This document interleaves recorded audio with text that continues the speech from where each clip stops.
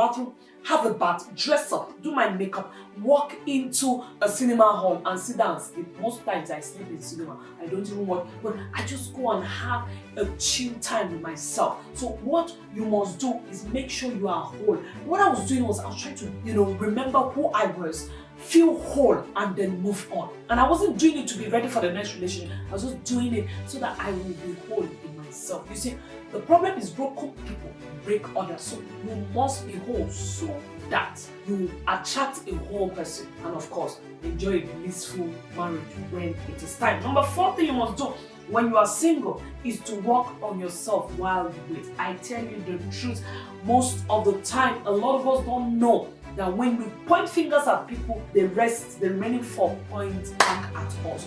You must work on yourself. I want a clean man, be clean. I want a rich man, be rich. I want a great man, be great. God will never punish any of his sons with your personality if you are not where you ought to be. I want a great man, be great. I want a beautiful man, be beautiful. I want a rich man, be rich. I want a successful man, you to be successful. God will never ever punish any of his sons with your inability to be who he has created you to be. So whatever you want to see someone else, work on yourself while waiting. Number 5 thing I will say is live in line with God's purpose for your life. God has designed you. You see, no manufacturer just does anything just like that. I have a phone here with me, and the manufacturer of this phone made sure that the operating system is Android. The keypads are in certain places. They have their functions. Before I walk into a shop or before I order this phone or someone orders it for me online, is something that the manufacturer does. The manufacturer makes sure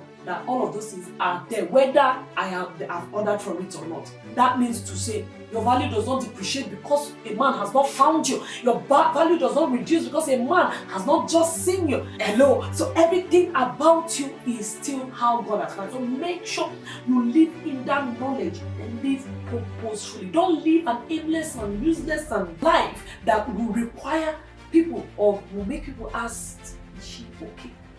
Don't need that kind of life. Number 6 is never put a pause on your dreams. I see a lot of young ladies, if I can just get married, Reverend Comfort, I will be very fine. If I can just get married, no. If things have not fallen in place in your life before marriage, I tell you the truth, you are going to be a colossal destruction and damage. Is there any English like that when you get married? So please make sure that you are pursuing your own dreams. Pursue them in such a way that when the Mr. Right comes your way, like Adam says, this is the bone of my bones and the flesh of my flesh. Pursue your dreams. If you want to drive a Bentley, drive it doesn't matter. If the man that is intimidated by your Bentley is not a horseman, the man that is intimidated by who God has made you is not yours. So please live and pursue your dreams. You want to go to Bahamas before you get married? Come on, do it. You want to go to Paris? Come on, do it. Whatever you want to do it while waiting. Singleness is not a disease, my darling. Singleness, it is God ordained. I heard a man of God say something was so funny, but it's true. He said Adam had problem because he came from heaven, straight down. God created him and he just got married. He opened his eyes and he saw Eve. And that's why he had problems. I don't know if that is true, but that's very funny because he didn't have process. There was no process of being simple and being heartbroken, and all of this process is important to God. So while you are single, never sit and say, I won't pursue my dream. Number 7, and not the last particularly, is humble yourself before the mighty hand of God. How do you humble yourself? The Bible showed us in scriptures. It said, if my people are called by my name will humble themselves and do what? Pray. One sign of humility is prayer. You must pray and seek the face of God. Is this him?